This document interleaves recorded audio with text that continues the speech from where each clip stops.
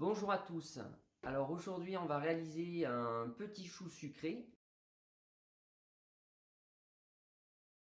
Regardez un petit peu les ingrédients. On a du beurre que j'ai coupé directement dans la casserole en petits cubes. On retrouve du lait, de l'eau et du sel. Ensuite, une farine préalablement tamisée.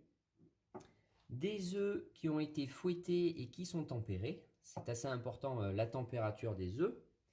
Et tout à la fin, je rajouterai dans la pâte à choux pour la rendre plus souple, du lait chaud. Voilà, alors on démarre, hein. Donc on met notre lait dans la casserole, puis l'eau, et ensuite le sel. Rappelez-vous, il y avait le beurre coupé en cubes à l'intérieur, et on va porter donc l'ensemble à ébullition. Donc c'est parti.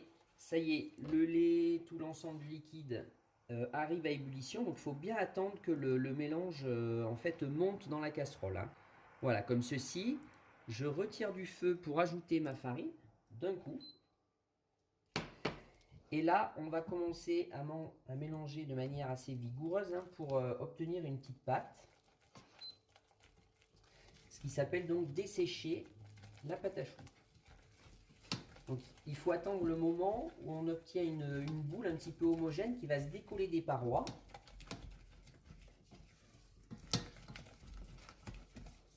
Voilà, comme ceci.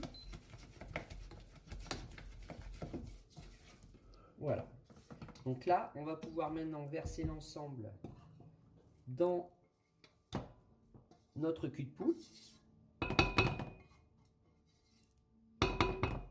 et continuer donc le mélange avec l'ensemble des œufs. Donc les œufs, comme je vous ai dit, tempérés, qui ont été déjà un petit peu fouettés pour avoir quelque chose de liquide. Moi, les œufs, je les incorpore vraiment enfilés, tout en mélangeant, hein, tout le long de la recette.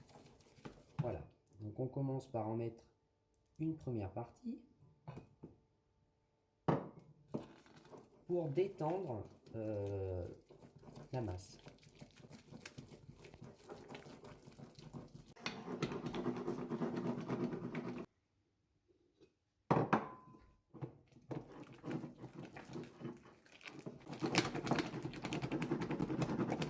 On mélange bien énergiquement, hein. Voilà, donc tous les œufs ont été incorporés. Vous voyez, j'ai mélangé quand même de manière vigoureuse pour émulsionner un tout petit peu la pâte à choux. Et puis là, comme je vous disais, on vient régler à la fin la texture, qui soit assez souple, hein, malgré tout, avec du lait chaud. Donc c'est vraiment pour affiner, régler la texture. Je mélange. Et donc il faut obtenir, vous voyez, un petit filet, comme un ruban, mais qui ne va pas se rompre. Alors je refais. Voilà, un petit ruban qui va couler sans que la pâte vienne se rompre. Donc là, c'est le bon moment maintenant pour mettre en poche. Allez, on verse l'ensemble dans la poche. Donc j'ai mis une douille de 12 unis. Et on va pocher des choux d'environ 15 grammes chacun. Voilà. Chasse bien les bulles d'air. Et donc c'est parti.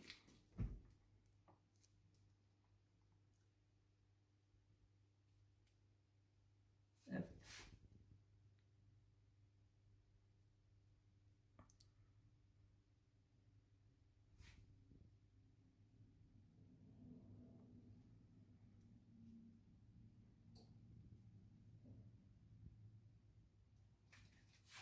On pocher donc sur des petites plaques. On peut pocher sur papier cuisson, ou alors moi j'ai des petits sile-pains. C'est comme une toile siliconée avec des petits trous. Elle est perforée. Là, la différence, c'est que c'est une pâte à choux sans craquelin. Donc la petite astuce, c'est que je viens mettre un petit peu sur chaque chou au pinceau. Je viens appliquer un petit peu d'huile d'olive. Du coup, ça va attendrir un petit peu la pâte à choux, éviter qu'elle craque de trop. Et puis, on va habiller tous les choux avec, donc là j'ai pris des noisettes concassées, mais vous pouvez utiliser des amandes, le fruit sec de votre choix. Et donc on va habiller tous les choux dessus comme ça, de manière à amener un petit peu de craquant à la pâte à choux. Voilà. Donc j'en mets partout, bien correctement.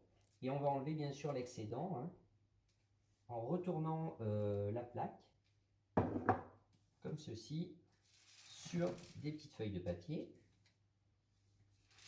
Pour pouvoir bien sûr récupérer pour la prochaine fois les noisettes.